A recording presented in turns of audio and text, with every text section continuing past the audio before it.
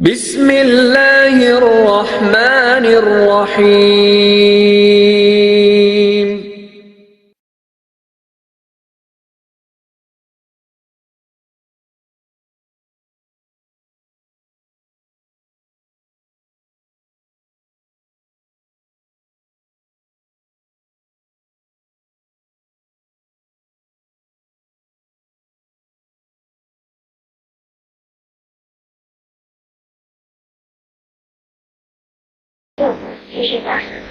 السلام علیکم ورحمۃ اللہ وبرکاتہ۔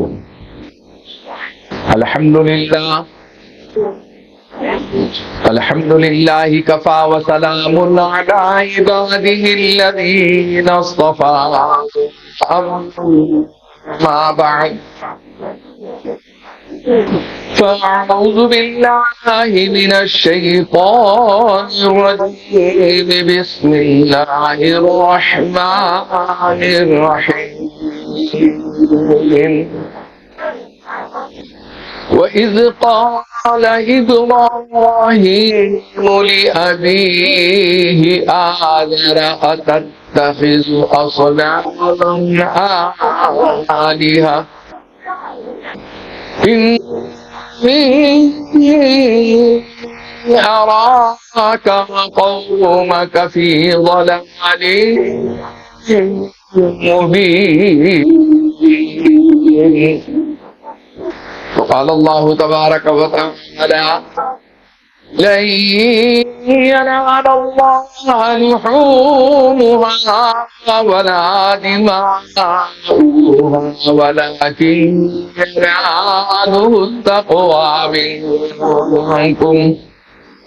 وقال الله تبارك وتعالى في شان حبيبه: إن الله وملائكته يصلون على النبي يا أيها الذين آمنوا صلوا عليه وسلموا تسليما۔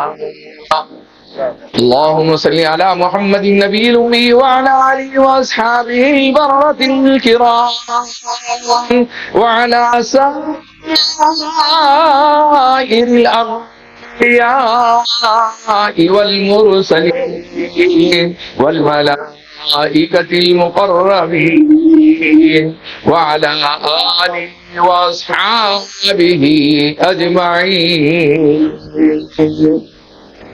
میرے محترم بزرگوں، دینی بھائیوں، سامعین و ناظرین، یہ ذی الحجہ کا مہینہ ہے، گویا حج کا مہینہ ہے، مبارک مہینہ ہے۔ اللہ کے بندے اللہ کے گھر پر بیت اللہ، مکہ اور مدینے کے اندر دعاؤں میں مصروف ہیں، طواف کر رہے ہیں، کعبے کا غلاف پکڑ کر رکوع کر دعائیں کر رہے ہیں۔ اللہ تعالیٰ ان کی دعاؤں میں ہمارا حصہ نصیب فرمائے اور ہمیں بھی بیت اللہ کی حاضری نصیب فرمائے۔ میرے عزیز دوستوں اور بزرگوں، آج کا عنوان سیرت ابراہیم ہے۔ ابراہیم علیہ نبینا علیہ الصلاۃ والسلام کون تھے؟ یہ اللہ کے ایک نبی اور اتنا بڑا مقام انبیاء علیہ الصلاۃ والسلام کے اندر حضرت ابراہیم علیہ السلام کو اللہ نے عطا فرمایا ہے کہ وہ جد امجد کہلاتے ہیں، یعنی ہمارے باپ داداؤں میں، انبیاء کے باپ داداؤں میں ان کا شمار ہوتا ہے۔ ان سے اللہ تعالیٰ نے ایک سلسلہ شروع کیا، حضرت اسماعیل علیہ السلام، حضرت یعقوب علیہ السلام وغیرہ۔ ان کے خاندان میں بے شمار نبی پیدا ہوئے، ان کا خاندان بہت زیادہ قابل احترام۔ حضرت ابراہیم علیہ نبینا علیہ السلام کی سیرت کو بیان کرنا یہ تھوڑی سی دیر میں یہ ناممکن ہے۔ ابراہیم علیہ السلام عراق میں پیدا ہو رہے ہیں، سارے واقعات مکے اور مدینے کے سنائے جاتے ہیں۔ عراق اور مکے کا فاصلہ بہت زیادہ ہے، وہ کہانی پوری کی پوری اگر آپ پڑھیں گے، سنیں گے، سمجھیں گے تو آپ کو محسوس ہوگا کہ حضرت ابراہیم علیہ السلام نے حالات میں کیسے مقابلہ کرنا، حالات میں زندگی کیسے بسر کرنا، توحید پرست کیسے باقی رہنا، قربانی کیسے دینا، حضرت ابراہیم علیہ نبینا علیہ السلام کی زندگی سے ہم کو ملا۔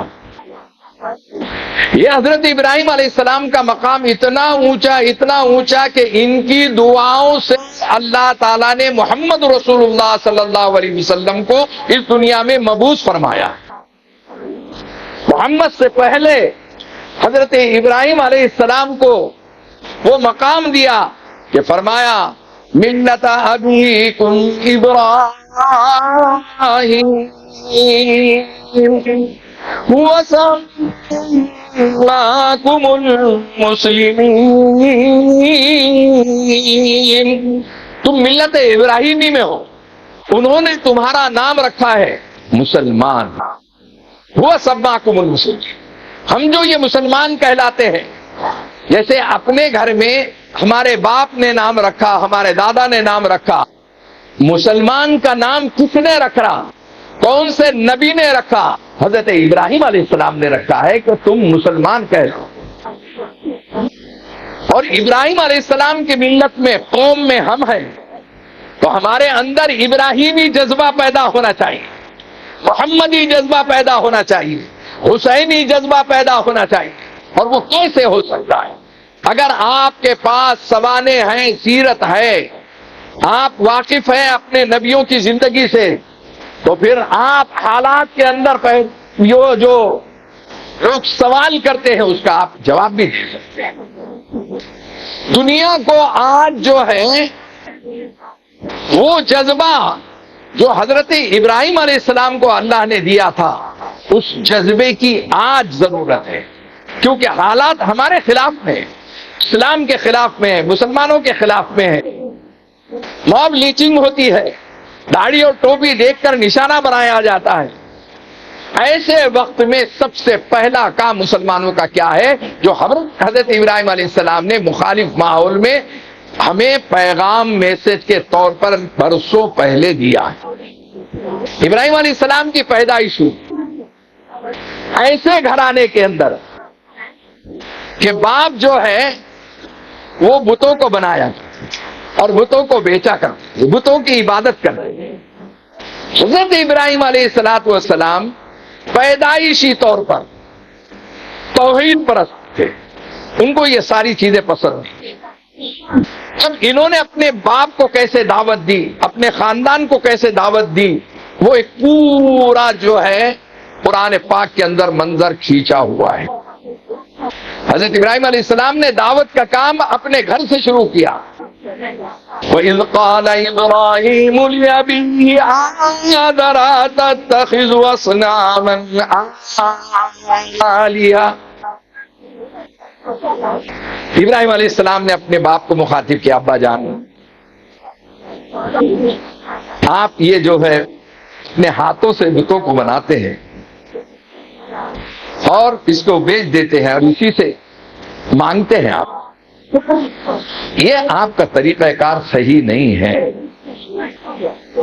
اب کچھ وقفہ جب گزر رہا، قرآن کہہ رہا ہے کہ پھر فیصلہ دیا آپ نے، پہلے سمجھایا، معلوم یہ ہوا کہ گھر کے اندر، خاندان کے اندر کوئی غلط کام ہوتا، شریعت کے خلاف ہوتا، اسلام کے خلاف ہوتا، سنتوں کے خلاف ہوتا، تو آپ اگر سچے بیٹے ہیں تو آپ کو گھر کے اندر ابراہیم علیہ السلام کی زندگی کے اعتبار سے یہ پیغام دینا ہے کہ یہ طریقہ کار صحیح نہیں ہے، دلائل دینا ہے، سمجھانا ہے، افہام و تفہیم کرنا ہے، اور پھر یہ فیصلہ دینا ہے۔ ابراہیم علیہ السلام نے کہا انی اراک وقومک فی ضلال مبین، میں آپ کو اور آپ کی قوم کو گمراہی میں دیکھتا ہوں۔ باپ کو گمراہ بول دی، یہ بے ادبی ہے کیا؟ معلوم ہوا بے ادبی نہیں ہے، جب آدمی سیدھی انگلی سے سمجھتا نہیں ہے تو ٹیڑھی انگلی کرنا ہے، اور بے بانگ دہل حق کی دعوت دینا ہے، حق کا فیصلہ سنانا ہے، وہ جذبہ آپ کے اندر ہونا، ڈرتے رہتے لوگ کیا بولیں گے، خاندان والے کیا بولیں گے، انہوں کیا بولیں گے، انہوں کیا بولیں گے. لہذا ہم بھی وہی کر لے رہے ہیں جو بابا دادا کرتے آئے، ہم کر لیں. نہیں مولانا سدھرتے نہیں، بہت برسوں سے ہم کو کوشش کر لیے، محنت کر لیے. یہی ہتھیار ڈالتے دین کے معاملے اور دنیا کے معاملے میں بہت ہوشیار ہے، ڈیڑھ شانے ہے. وہاں ہتھیار نہیں ڈالتے آپ، یہاں ہتھیار ڈال دیں. خاندان والے نہیں سن رہے، بیوی نہیں سن رہی. ارے تو کیسا مرد ہے، بیوی نہیں سنتی شوہر کی؟ تو کیسا بیٹا ہے، تیرا باپ اور بھائی نہیں سنتا؟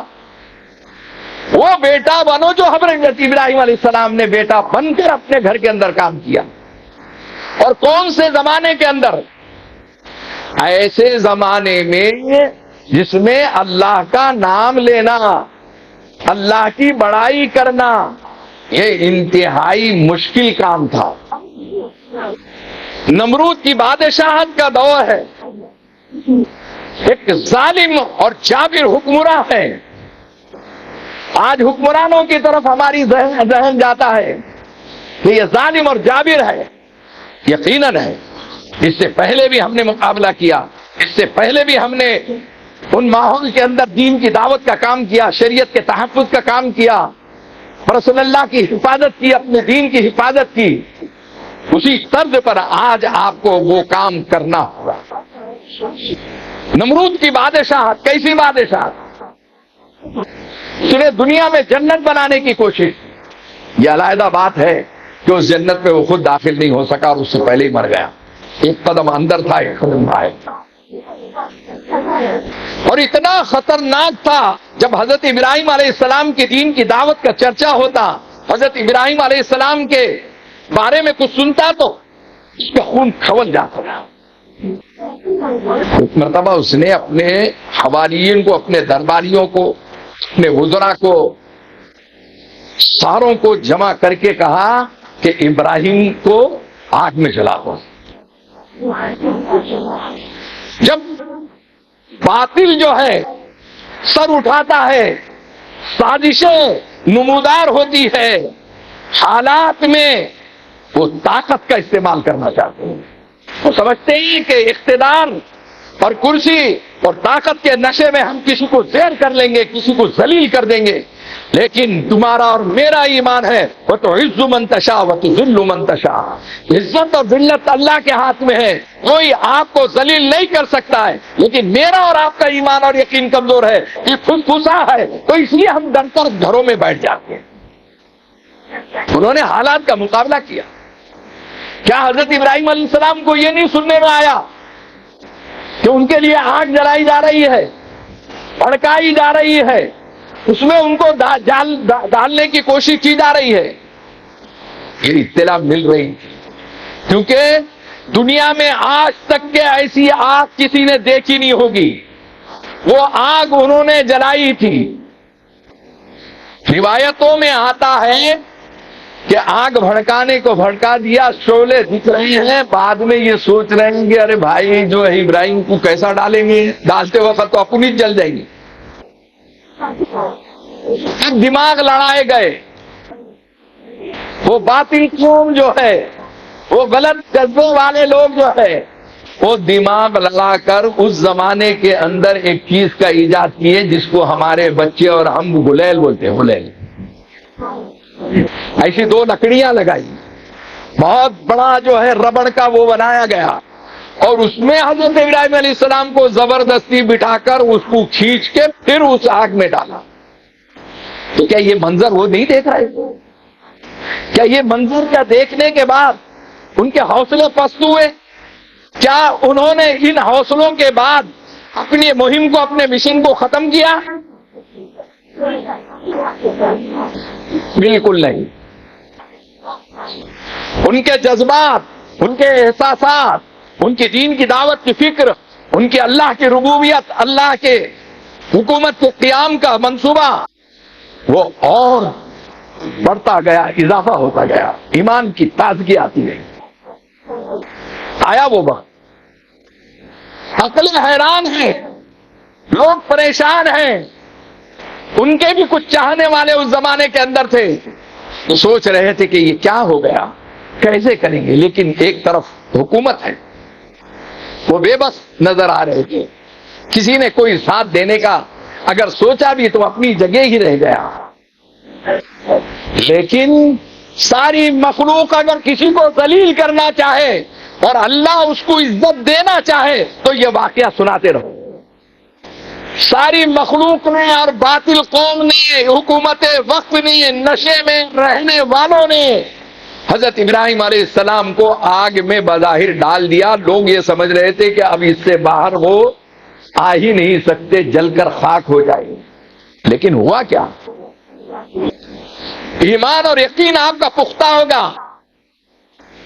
میرا ایک تجربہ ہے. پولیس کی لاٹھیاں برسائی جا رہی تھی. غالباً 1984 کا واقعہ ہے. شاہ بانو کیس. اس وقت ہم پربھنی کے اندر رہتے تھے. جوانی کا عالم تھا. پولیس نے دیکھا کہ یہ جو ہے لیڈر ہے اس قوم کا، نوجوانوں کا، اور ایک ذرا سا بہانہ ملا تو لاٹھیاں اتنی برسائی کہ میں آپ کو بیان نہیں کر سکتا. دیکھنے والے روتے تھے. جب ول دیکھتے تھے، سب سارے زخم دیکھتے تھے تو ان کے آنکھ سے آنسو نکل جاتا تھا. لیکن مجھے کچھ بھی تکلیف کا احساس نہیں ہوتا. میرا صرف سر بچا ہوا، پورا جسم چھلنی ہو گیا. میں نے ظہر میں نیت باندھی. جیل کی سلاخوں کے اندر میرے ساتھی تیمم کر کے کھڑے ہوئے. کھڑے رہنے کو تو اللہ اکبر کہہ دیا، لیکن رکوع نہیں کر سکا، سجدہ نہیں کر سکا.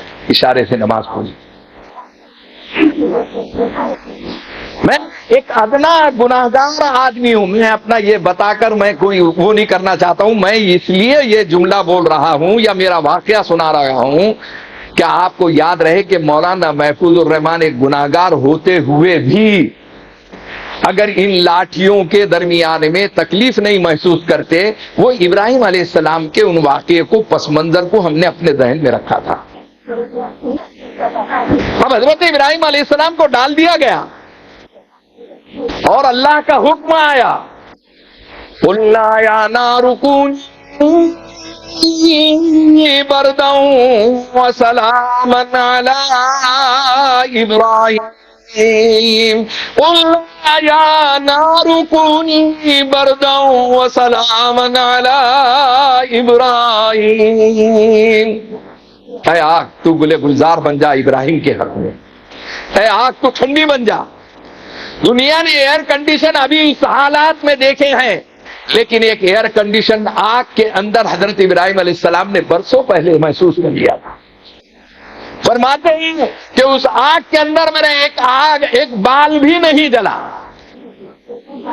اللہ حفاظت کرنے پہ آئے تو ایسی حفاظت کر سکتے ہیں. ایمان مضبوط، ایمان اگر قوی ہے، اللہ کی ذات پہ بھروسہ قوی ہے، باطل سے انسان ڈپ نہیں سکتا، باطل سے گھبرا نہیں سکتا، باطل کے سامنے ہتھیار نہیں ڈال سکتا. اس کی مضبوطی کی ضرورت ہے. اور وہ ایمان کی علامت آپ کی گھر پہ رہ کر اعلان کرنے سے، ابراہیم اور موسیٰ نام رکھنے سے نہیں ہوگا، ابراہیم اور اسماعیل نام رکھنے سے نہیں ہوگا. اس کو یہ حقیقت سمجھاؤ کہ ابراہیم کون تھے اور اسماعیل کون تھے.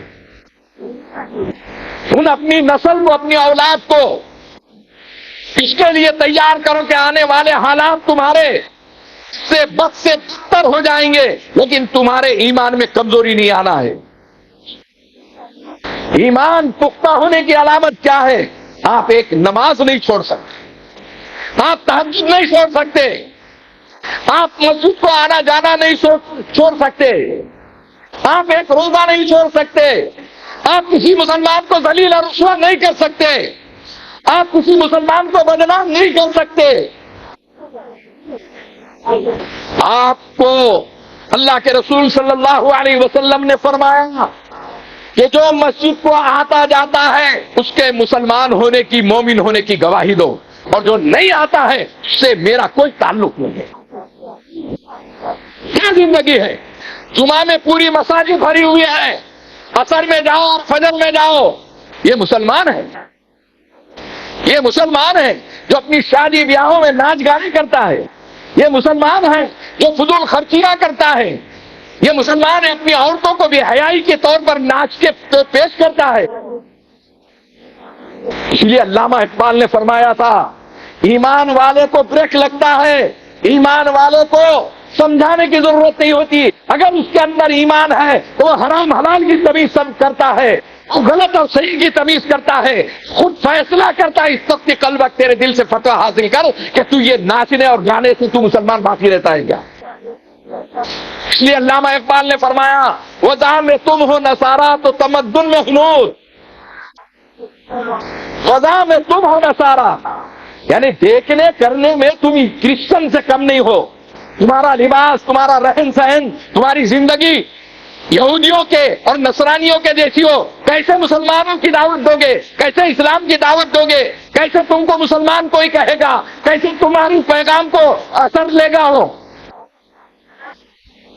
میرے عزیز دوستوں اور بزرگوں، علامہ اقبال فرماتے ہیں کہ وَذَا میں تم ہو نصارا تو تمدن میں ہنود، یہ مسلمان ہے جنہیں دیکھ کے شرمائے یہود، یہ مسلمان ہے جنہیں دیکھ کے شرمائے ہو۔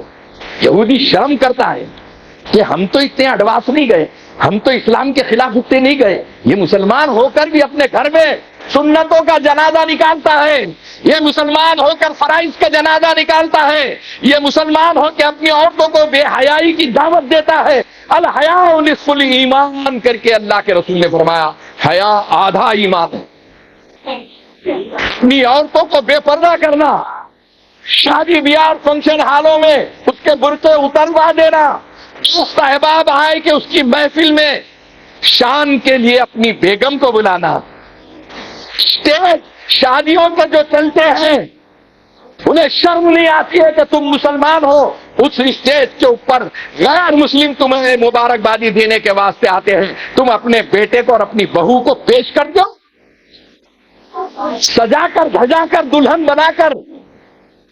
اسلام نے تمہیں اجازت دیا، شریعت نے تمہیں اجازت دیا، کیوں مسلمانوں کا مذاق اڑاتے ہو؟ اگر تمہیں اس دین کی ضرورت نہیں ہے، اس اسلام کی ضرورت نہیں ہے تو ٹیکا لگاؤ، مندر میں گھنٹا بجاؤ اور اپنی بیٹی کو اپنی بہوؤں کو اسٹیج کے اوپر لا کے کریں۔ کوئی نہیں کہے گا تمہیں، کوئی نہیں انگلی اٹھائے گا کوئی۔ سوچ یہ ہوتا ہے کہ قوم کا قائد، قوم کا لیڈر اور قوم کا بڑا اور گھر کا بڑا، گھر کا ذمہ دار، وہ اپنی بچیوں کو نچانے کے واسطے، اپنی بچیوں کو اسٹیج پر بٹھانے کے واسطے کیا کوشش کرتا ہے؟ ایسا ڈھونگ رچاتے ہیں مسلمان۔ عورتوں کا الگ ہے، مردوں کا الگ ہے، بہت اچھا ہے۔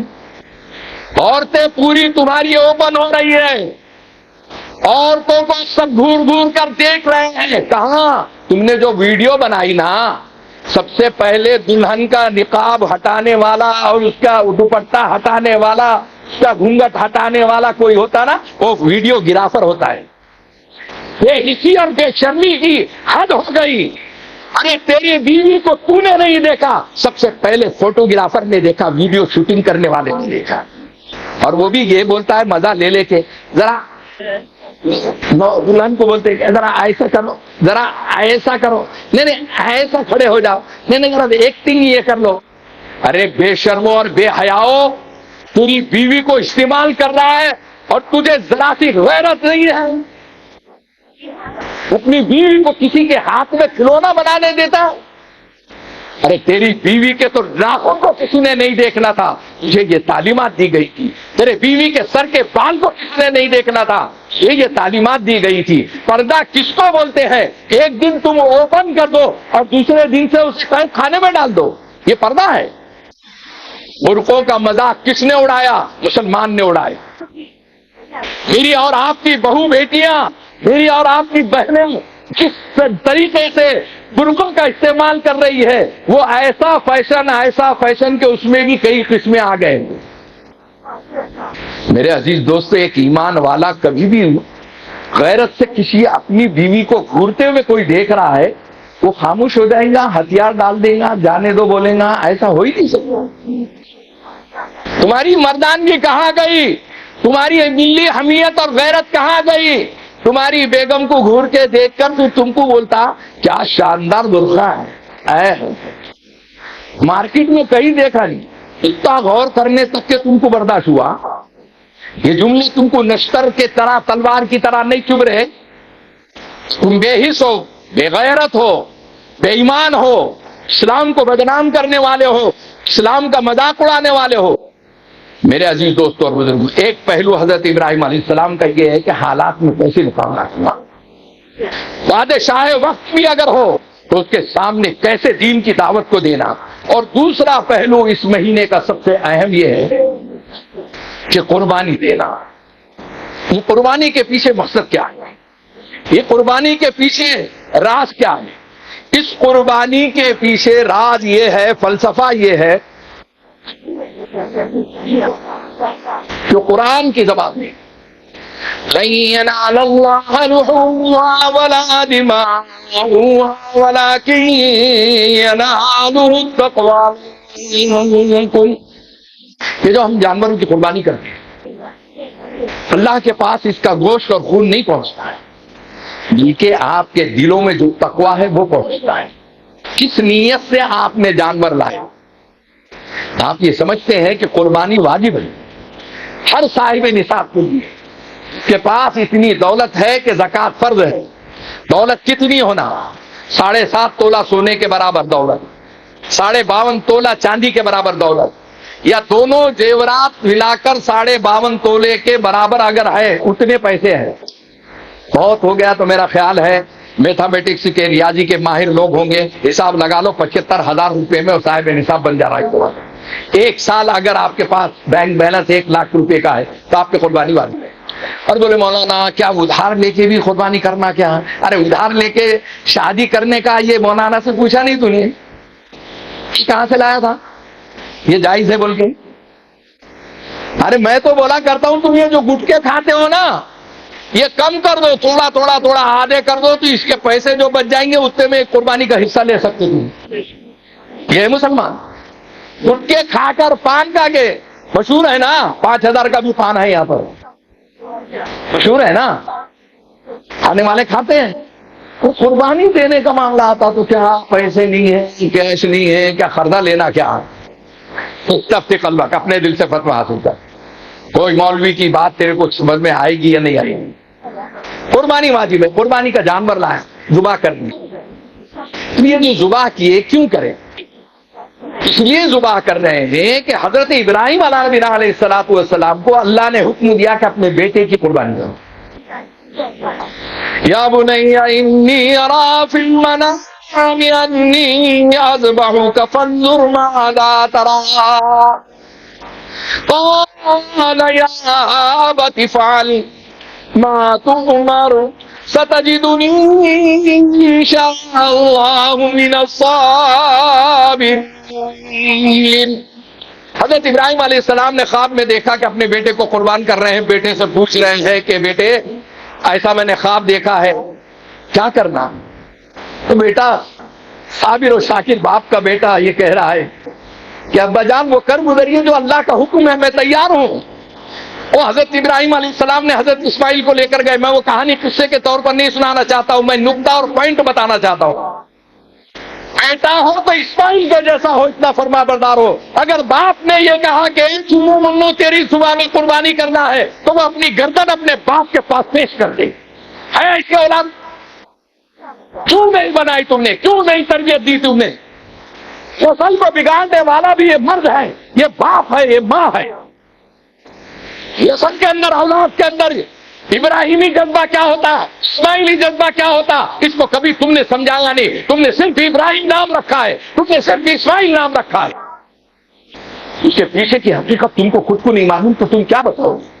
تمہارے پاس وہ ایمان نہیں، دینی معلومات نہیں، اور بڑے بڑے لیکچر دیتے ہیں، بڑے بڑے فتوے دیتے ہیں، اور ہوٹلوں پہ اور چوراہوں پر جو ہے چرچے کرتے ہیں، بحث کرتے ہیں، لیکن دین کی اتنی سی نالج نہیں معلوم کہ ابراہیم علیہ السلام کون تھے۔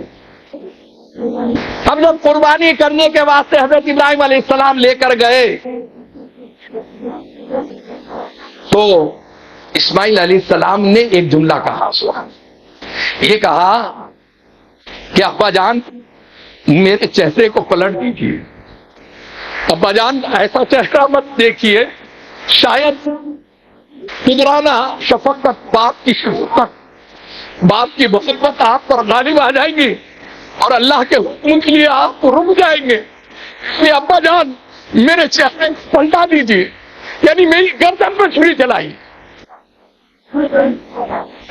ایسا صابر اور ساکت بیٹا. اور جب ابراہیم علیہ السلام اپنے بیٹے کے گردن پر چھری چلا رہے ہیں، روایتوں میں آتا ہے کہ عرش ضلع کے فرش تک کی ساری مخلوق پریشان ہو گئی، اور اللہ کا حکم ہوا. جبرائیل علیہ السلام نے بھی دیکھا کہ اب چھری چل جائے گی. یہ چھری چلا رہے ہیں لیکن چھری چل نہیں رہی ہے. چھری کاٹنے کا کام کرتی ہے لیکن یہ اللہ کا حکم نہیں ہے، اس لیے وہ نہیں چل رہی ہے. اس لیے مسلمان کو سمجھنا کہ چھری کے نیچے بھی میں بچ سکتا ہوں، تلوار کے نیچے بھی میں بچ سکتا ہوں، جبکہ میرا ایمان یقین مضبوط ہو. اب جب حضرت ابراہیم علیہ السلام کو دیکھنے کے بعد جبرائیل کی بھی رہ نہیں گئے. وہ جو میں اور آپ ایام تشریق میں پڑھتے ہیں، ان دنوں میں کثرت سے تسبیح پڑھتے ہیں، اللہ اکبر اللہ اکبر لا الہ الا اللہ اللہ اکبر اللہ اکبر وللہ الحمد. یہ جملہ کیا ہے؟ یہ 3 جملے ہیں. حضرت ابراہیم علیہ السلام کو دیکھنے کے بعد جبرائیل نے زور سے کہا، جیسے ہم بولتے ہیں ارے باپ کیا کر رہے تم. وہ انہوں نے بتایا کہ باپ کو نہ کو یاد کروں، اللہ کو یاد کر. کسی کو روکنا ہو تو میں. جبرائیل علیہ السلام نے کہا اللہ اکبر اللہ اکبر. پلٹ کر ابراہیم نے کہا لا الہ الا اللہ اللہ اکبر. اسماعیل کہہ رہے اللہ اکبر وللہ الحمد. یہ تینوں کی زبانوں سے نکلے ہوئے الفاظ کو میں اور آپ دہراتے ہیں. کوئی رسم نہیں ہے، رواج نہیں ہے، اس میں ایک روح ہے، ایک حقیقت ہے. جب تم اللہ کی بڑائی بیان کرو تو دنیا کی مخلوق تمہارے کو ذلیل اور رسوا نہیں کر سکتی. کتنا اللہ اکبر کو مضبوطی سے کہا. آخری بات میرے عزیز دوستو، جب تم نے جانور کے گلے پر چھری چلائی تو آپ کا تقویٰ اللہ کے پاس پہنچ رہا، خون اور گوشت نہیں پہنچتا. قرآن کی آیت ہے. میں کہا کرتا ہوں یہ جو چھری آپ چلا رہے ہو یہ جانور کے گلے پہ نہیں چلا رہے ہو. یاد رکھنا، محفوظ الرحمان کو ایک جملہ یاد رکھنا، یہ تم اپنی خواہشات پہ چھری چلا رہے ہو، اپنے نفس پر چھری چلا رہے ہو، اور تم یہ ثابت کرنا چاہتے ہو کہ اے اللہ میں خواہشات کا غلام نہیں بنوں گا، نفسانیت کا غلام نہیں بنوں گا، میں رب کا غلام بنوں گا، اس لیے قربانی پیش کر رہا ہوں. اللہ تعالیٰ مجھے آپ تمام کو عمل کی توفیق عطا فرمائے. بھائی ایک ضروری اعلان یہی ہے کہ ہر جمعہ آپ کے سامنے یہاں جو ایک لنگر چلتا ہے غریبوں اور یتیموں کے لیے، اسٹوڈنٹ کے لیے، دواخانوں کے مریضوں کے لیے، تو اس میں دام دیرم سخن مدد آپ کی ضروری ہے. اور الحمدللہ اللہ نے اس مسجد جمیل بیگ کو وہ شرف دیا. اس کی روح جو ہے شروع کرنے والوں کا اللہ تعالیٰ مرحوم عبدالسلیم حشر صاحب کو مغفرت فرمائے. ان کے بچوں کو اس کے نقش قدم پر چلتے ہوئے خوشی ہوتی ہے کہ معین حشر اور ان کی پوری ٹیم، یہ مولانا وغیرہ جو ہے، یہ لنگر خانہ آپ دوپہر میں اور شام میں آ کے دیکھو 2-2 ہزار لوگ بلا مسلک اور بلا مذہب غیر مسلم بھی آ کر کھا کر جاتے تھے. تو آپ اپنے جیبوں میں سے جو ہے تعاون کے لیے زیادہ سے زیادہ یعنی اس کی مدد کیجیے. آخری بات میں یہ کہنا چاہتا ہوں میرے عزیز دوستوں، حالات کتنے بھی ہو، اس ملک کے اندر ہماری قربانیاں ہیں. یہ جانور کی قربانی نہیں، ہمارے علماؤں کی قربانیاں ہیں. ہزار 10 ہزار مسلمانوں کی لاشیں لٹکی ہوئی تھی، پھر بھی وہ دین اور شریعت سے رکے نہیں، اس کی حفاظت کرتے رہے.